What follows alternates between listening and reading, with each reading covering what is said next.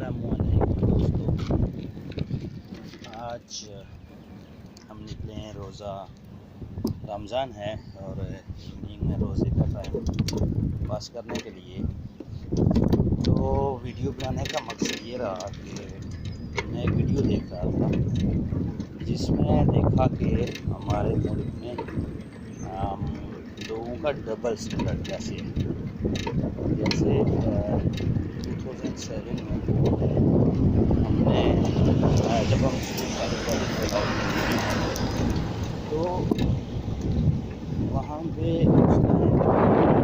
I think student روڈوں پہ نکلتے تھے اور یہ ملا لوگوں کو روڈوں پہ زیادہ نکالتے تھے پابندی لگانے کے لیے. تو کافی عرصہ یہ ویڈیو بن بھی رہی پاکستان میں. تو جیسے آج دیکھا ایک ملا کو مولانا ناصر مدنی جس کا شانہ لائف اچھے نوکر چاکر یہ وہ کیا زندگی کے یشیاں تب ریئلائز ہوا کہ یہی لوگ یہ پابندیاں لگاتے تھے.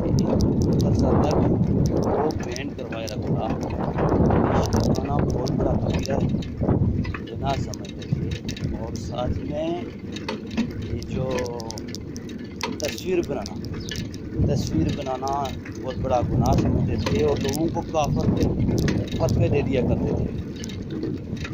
تو جب انہی لوگوں کو یوٹیوب، فیس بک، ٹک ٹاک، میڈیا پلیٹفارم سے پیسہ آنا سٹارٹ ہوا تو یہی لوگ بھول گئے کہ گناہ کیا ہوتا ہے یا کیا نہیں.